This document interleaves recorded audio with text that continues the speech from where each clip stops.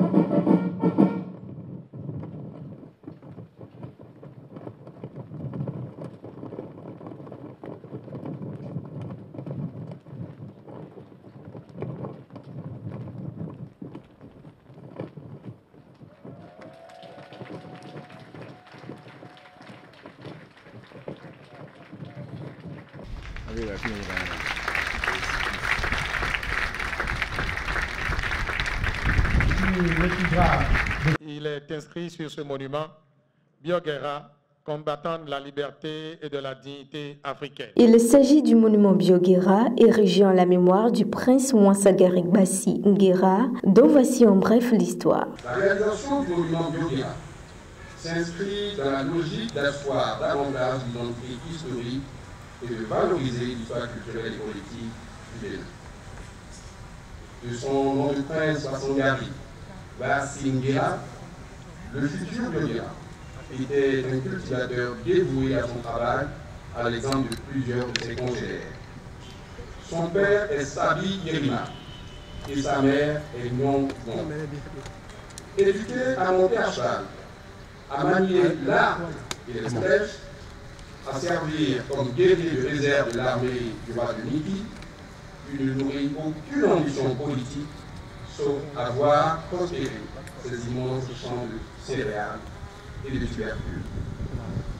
Certes, les descendants bâtonneux dans leur littérature continuent d'entretenir sa mémoire et les arts de la scène, notamment le théâtre, réécrit à volonté son histoire. Mais il demeure que son parcours et ses œuvres restent inconnus du grand public. Les nouvelles générations ont peut-être entendu parler de lui, mais elles ignorent la nature de ses combats et les idéaux qui ont nourri son engagement. Personnage atypique dans l'historiographie du Bénin, connu pour avoir été distingué en 1975, héros national, sa résistance contre le colonisateur français, qui au terme de l'expédition militaire contre les Anzins en 1894, avait voulu soumettre les peuples Ouassangari, Peul et Batonou de l'ancien territoire du Baroutel, est cité comme un acte de résilience exemplaire. Il est temps d'être conscient et fier de ce que nous sommes, le Bénin. La fusion aboutie de ces anciens grands royaumes et peuples que sont les Batonou, les Berba, Ouassangari, Yoruba, Fon, Adja, Wama, Batamariba, Yom, Peul et bien d'autres, les uns aussi méritants que les autres. Nous convaincre qu'à l'instar de toutes les grandes nations constituées, les heurts et les malheurs ne sont pas un obstacle à l'unité, à la grandeur et au partage des valeurs. Moi, je suis conscient que je suis un Bioguera. Ensuite, du monument Amazone, qui est désormais, selon le chef de l'État, le symbole de la femme béninoise. Un monument implanté dans une zone stratégique qui s'inscrit dans les ambitions du gouvernement en matière de tourisme et d'attractivité. Ce qui symbolise au plus haut niveau la bravoure et l'honneur, et qui relève de la légende ou du mythe sous d'autres cieux, est une réalité chez nous au Bénin. Elles ont existé, les Amazones, et nous ont matériellement ou immatériellement, d'une manière ou d'une autre, engendré. Ce qu'il faut retenir, c'est le serment, la combativité et le sacrifice suprême dont ces femmes ont été capables pour défendre la patrie. Vive la femme béninoise, afin que vive le Bénin. Cette zone accueille l'aménagement de la voie portuaire, la construction d'un hôtel Sofitel et la rénovation du Centre international des conférences, la construction de la cité ministérielle ainsi que l'aménagement des parcs urbains. Elle constitue ainsi un point d'attraction et de rencontre emblématique contribuant à l'amélioration de l'attractivité de la ville de Cotonou et un atout touristique incontournable de la ville de Cotonou. Le projet de conception et de construction du monument Amazone répond à cet objectif de réappropriation du symbole identitaire fort de la femme béninoise, en hommage notamment aux Agodiers ou encore au Minon, Amazone du Dahomey. Le monument au dévoué vient quant à lui mettre fin à une aberration de plus de 60 ans.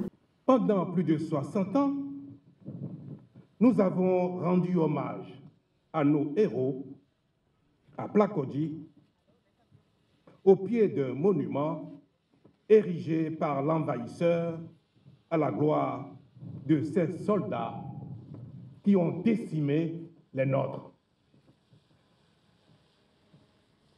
En réalité, ce monument aux morts de Plakodi ne nous concerne pas. Il nous a plutôt toujours défiés, ravivé nos peines, et nous n'avons pas à nous consoler de ce qu'il serait aussi celui des combattants de la Première et de la Deuxième Guerre mondiale.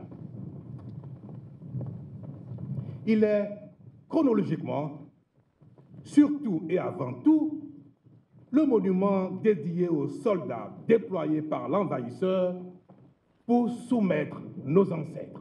N'ayons pas honte de ce que nous avons fait 60 ans durant en allant honorer l'envahisseur en confusion avec les nôtres. Nous sommes humains, nous sommes des hommes. C'est persister dans l'erreur qui est une faute. Aujourd'hui, c'est réparé. La cérémonie de dévoilement de ces 3 joyaux a connu la présence des anciens présidents de la République du Bénin, des présidents des institutions de la République, des membres du gouvernement, du Parlement, des représentants du corps diplomatique, des représentants de la chefferie traditionnelle et de la société civile. Ces derniers ressortent fiers et heureux d'être béninois. Je manque de mots. C'est tellement émouvant que je dis on a envie d'être béninois, même si on ne l'était pas. Voilà, c'est beau. Mon pays répond aux idées que nos ancêtres ont eues de ce pays. Le pays actuel répond à tout ça. Merci. Nous apprécions cette initiative du président de la République qui valorise, reconnaît la femme béninoise dans son engagement auprès de la République. Les femmes d'hier, les femmes d'aujourd'hui, c'est une fierté pour nous d'être à cette place aujourd'hui. On l'a voulu depuis fort longtemps, mais le gouvernement actuel a pu l'ériger à la très grande place à l'aéroport international Bernardin Ganti. Tous ceux qui voient, tous ceux qui y reviennent doivent voir ce monument. C'est très important. Cette occasion permettra aux autorités de diffuser davantage ce qui a été son combat et dont le chef de l'État a parlé. Je crois que ce genre de cérémonie marque des moments importants de notre vie nationale. Je souhaite que chacun puisse s'approprier les conclusions de cette manifestation. Et c'est à cela que j'invite le peuple dans son entièreté. Ça nous rend effectivement fiers. Je pense qu'il faudrait marcher dans le sens voulu indiqué par le chef de l'État. Pour rappel, l'érection de ces 3 monuments s'inscrit dans la phase 2 du programme d'action du gouvernement pour la valorisation du patrimoine naturel, historique et culturel, de réappropriation de l'histoire et du développement des pôles touristiques du Bénin.